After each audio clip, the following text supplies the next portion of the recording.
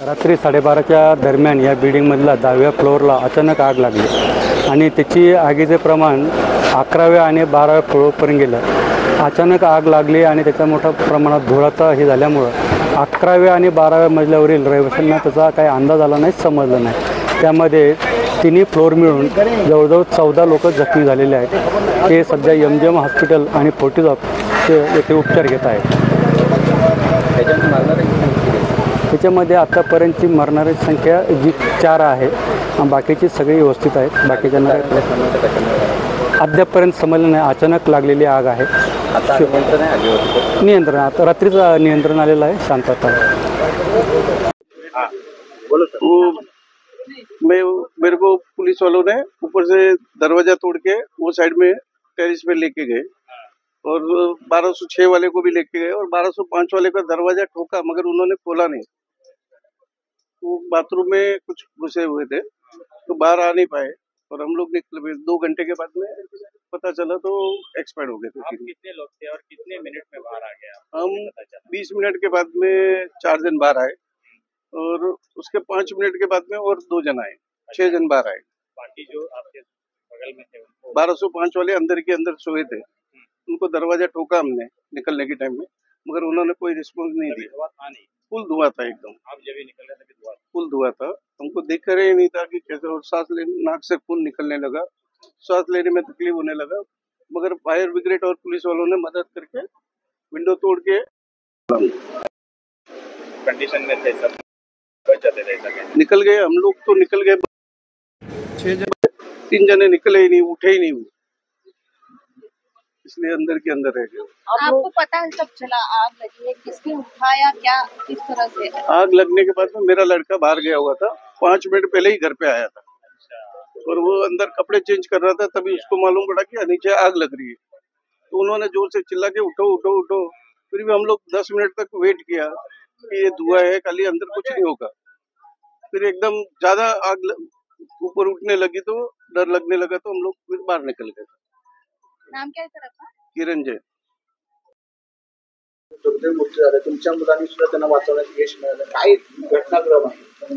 12:30 बजे आग लगी थी और मेरे बच्चे ने नीचे से लाके, चाबी नहीं मिला तो लॉक तोड़ के, फिर उधर से दरवाजा तोड़ के, और साथ में पुलिस वाले भी थे 2 और उधर से 6 आदमी को निकाले 12 माले से।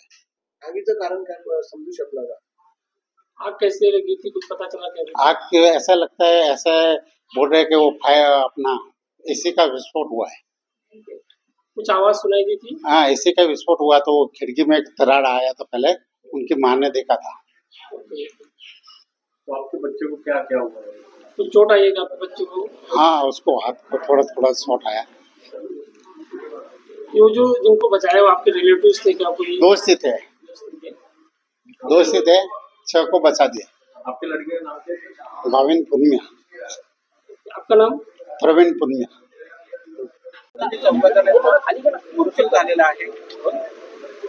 नाही, अत्यंत दुर्दैवी घटना आहे। ज्यावेळेस आपण पाहतो तर मी आता स्वतः ज्या 10व्या मजल्यावर बी विंग मध्ये जिथे आग लागली होती तिथे जाऊन आलो। तिथे लक्षात येत आहे की एक वृद्ध महिला होती, बाकीचे तर त्यांच्या घरातले 5 मेंबर जे आहेत ते सगळे बाहेर आलेले होते आणि जी वृद्ध महिला होती बेड रिडन होती, ती मात्र त्याच्यावरच राहिल्यामुळे तिचा एक मृत्यू तिथे झाल्याचा आहे। आणि त्याच्या व्यतिरिक्त जर आपण बघितलं तर 12व्या मजला जो, कारण 12व्याच मजल्याची इमारत आहे, 13व्या मजल्यावर तर टेरेस आहे। 12व्या मजल्यावर पण 3 फ्लॅट आहेत, त्याच्यातले पूर्ण 2 फ्लॅट मधली व्यक्ती बाहेर आलेल्या आहेत। एका फ्लॅट मध्ये 3 व्यक्ती आहेत, त्या बाहेर आलेल्या नाही।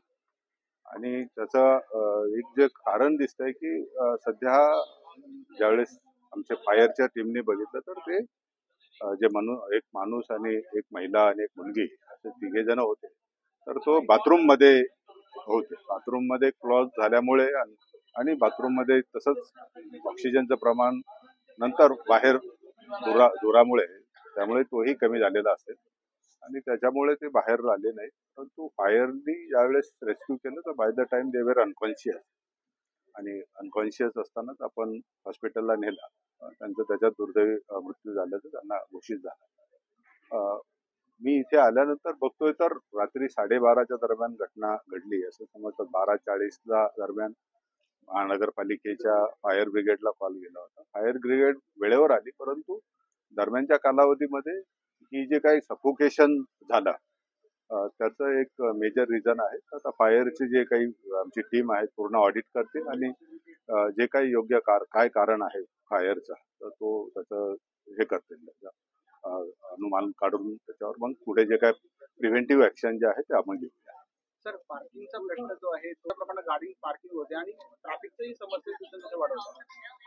आता हे आपण ज्यावेळेस आपले रस्त्यावर ज्यावेळेस दोन्ही बाजूने गाड्या पार्क होतात त्यावेळेस आपण हे जे रस्त्यावरचे पार्किंग कमी करण्यासाठी आम्ही पोलीस डिपार्टमेंट बरोबर 2दा मीटिंग घेतली आणि त्याच्यावर एक कार्यपद्धती करून एका बाजूला कुठेतरी एक पार्किंग आणि तेही जिथे फायरला कुठे अडथळा येणार आणि अशा पद्धतीनेच पार्किंग अलाव करण्याचं नियमन आपण करतोच आहे. परंतु ही वस्तुस्थिती आहे की दोन्ही बाजूला गाड्या कुठल्याही नागरिक कुठल्याही नियमाचं पालन न करता ते लावून जातात. ही वस्तुस्थिती सुद्धा आपल्याला नाकारता येणार. हिंदी